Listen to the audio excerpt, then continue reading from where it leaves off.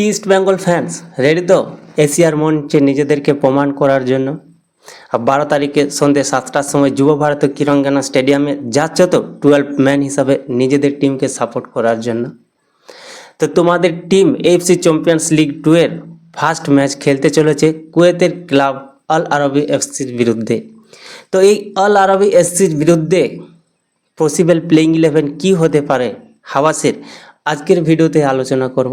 তো তার আগে ভাই, আমার চ্যানেলে যদি কেউ নতুন এসে থাকো চ্যানেলটি অবশ্যই সাবস্ক্রাইব করে নেবে, আর ভিডিও ভালো লাগে থাকলে একটি লাইক করে দেবে।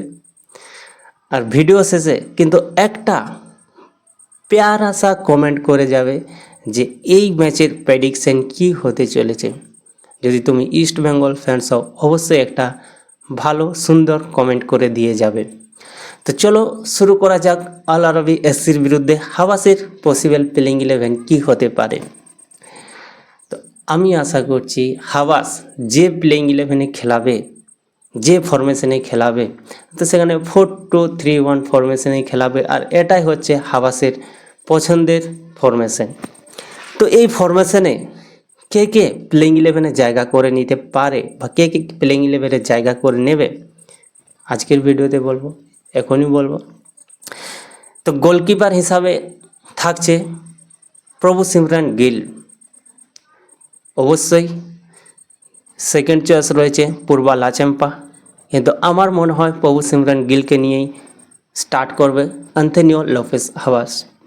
এবং যে চারজন ডিফেন্ডারকে নিয়ে শুরু করবে, যদিও কিন্তু নাচো মানসলাভোকো ইনজুরির কারণে ইস্ট বেঙ্গলের ডিফেন্ডারটা উইক লাগছে কিছুটা হলেও, কিন্তু আমরা লাস্ট যে 3টে ম্যাচ দেখেছি সেখানে কিন্তু 0 গোল, মোহনবাগানকে ছেড়ে দিয়ে যে 2টো ম্যাচ খেলেছে সেখানে কিন্তু 0 গোল কনসেপ্ট করেছে। তো এতটাও উইক না যে কেউ গোল মেরে দিয়ে যাবে। আর এখন নাচোকে নিয়েই সবথেকে বড় সমস্যা ইস্ট বেঙ্গলের, ইনজুরির কারণে তাকে কিন্তু পাওয়া যাচ্ছে না। তো নাচোর বিকল্প কি খুঁজবে ইস্ট বেঙ্গল, সেটাও দেখতে পাবো আমরা, আগে গিয়ে জানতে পারবো। না নাচোকে ফিট করে পর খেলাবে, কারণ আইএসএলের ম্যাচ আছে সামনে, সুপার কাপ আছে। তো নাচোর বিকল্প খুঁজবে কি খুঁজবে না সেটাও জানতে পারবো আমরা পরে। তো এখন কিন্তু ইস্ট বেঙ্গলের সবথেকে বড় সমস্যা রয়েছে নাচোকে নিয়ে। তো চলো নাচোকে ছাড়াই ইস্ট বেঙ্গলের যে চারজন ডিফেন্ডার অ্যান্থনিও লোপেস হাওয়াস খেলাতে পারে, যে চারজন ডিফেন্ডারকে, সেখানে কিন্তু আনোয়ার আলী এবং সন্দীপ নন্দী সেন্টার ব্যাকে খেলবে, লেফট ব্যাকে খেলবে জয় গুপ্তা, এবং রাইটে হয় মোহাম্মদ রাফিক বা বরিশ সিং, দুজনের মধ্যে যে কোনো একজন স্টার্ট করবে বা দুজনের মধ্যে যে কোনো একজনকে প্লেইং 11-এ রাখবে অ্যান্থনিও লোপেস হাওয়াস। তো এই ডিফেন্ডার এবং যে দুজনকে আমরা ডিফেন্সিভ মিডে দেখতে পাবো সেখানে অবশ্যই জানো তোমরা যে জ্যাকসন সিং এবং মোহাম্মদ রাশিদ, এই দুজনকে আমরা ডিফেন্সিভ মিডে দেখতে পাবো। এবং যে 3জনকে আমরা অ্যাটাকিং মিডে দেখব সেখানে আমরা দানি রামিরাজকে দেখব, রাইট উইংয়ে দেখব আমরা বিপিন সিংকে, এবং লেফট উইংয়ে দেখতে পারি রোহিত দানুকে, বা লেফট রাইটের মধ্যে হয়তো বিপিন সিংকে আমরা লেফটে দেখতে পারি, রোহিত দানুকে আমরা রাইটে দেখতে পারি। তো আশা করছি রোহিত দানু লেফটেই খেলবে। এবং এই যে স্ট্রাইকার হিসাবে স্টার্ট করতে পারে এডমুন্ড লাল রিডিকেন্ডা, এডমুন্ড, কারণ ইস্ট বেঙ্গলের যে পাঞ্জাবের স্ট্রাইকারটা রয়েছে তিনি ভিসা ইস্যুর কারণে এখনও পর্যন্ত ইস্ট বেঙ্গলে আসতে পারেনি। গ্রিক, তিনি কিন্তু পুরোপুরি ফিট না, এবং 6 ফরেনার এখনও পর্যন্ত কাউকে সাইনিং করায়নি ইস্ট বেঙ্গল। তো সেই দিক থেকে যদি দেখা যায় তাহলে কিন্তু এডমুন্ডেই তিনি কিন্তু স্ট্রাইকার হিসাবে স্টার্ট করছে আমাদের ইন্ডিয়ার প্লেয়ার।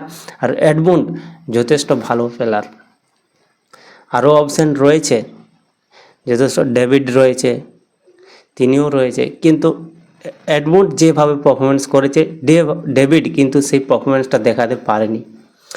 তো এডমুন্ড যে প্লেইং 11-এ স্টার্ট করবে এটা আমার মনে হয় কনফার্ম। হয়তো আমরা পরের ক্ষেত্রে গ্রিককে দেখতে পারি বা ডেভিডকেও দেখতে পারি বা চেঞ্জ করে কাউকে দেখতে পারি।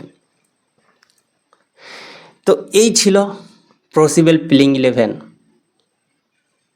যেখানে কিন্তু কুয়েত একটা ভালো খেলা, তাদের কুয়েত প্রিমিয়ার লিগে তারা কিন্তু থার্ড পজিশনে ফিনিশ করে তারা কিন্তু এফসি চ্যাম্পিয়ন্স লিগ 2 এর ম্যাচ খেলতে এসেছে।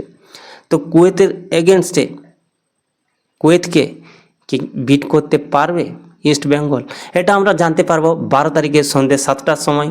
না, 7টা না, আমরা 9টার সময় জানতে পারবো, কারণ ম্যাচ শেষেই তো জানতে পারবো। তো কুয়েতকে আল আরাবি এসএকে ইস্ট বেঙ্গল বিট করছে কি করছে না, আমরা সেটা 9টার সময় জানতে পারবো 12 তারিখে যুব ভারতী ক্রীড়াঙ্গনা স্টেডিয়ামে। তো অবশ্যই তোমরা যাও এবং কুয়েতকে ভাই তোমাদের হুঙ্কারে পিছিয়ে দাও এবং দেখিয়ে দাও ইন্ডিয়া বা ইস্ট বেঙ্গল সমর্থকরা তাদের টিমকে কতটা ভালোবাসে, ফুটবলকে কতটা ভালোবাসে, কুয়েতকে দেখিয়ে দাও। তো চলো আজকের ভিডিওতে এইটুকুনি। ভিডিও ভালো লেগে থাকলে অবশ্যই একটা লাইক করে দেবে, একটা সুন্দর কমেন্ট করে দেওয়া যাবে, আর আমার চ্যানেলে নতুন এসে থাকলে চ্যানেলটি সাবস্ক্রাইব করে নেবে। তো দেখা হচ্ছে পরের ভিডিওতে, ততক্ষণ পর্যন্ত সবাই সুস্থ থাকো, ভালো থাকো, জয় হিন্দ।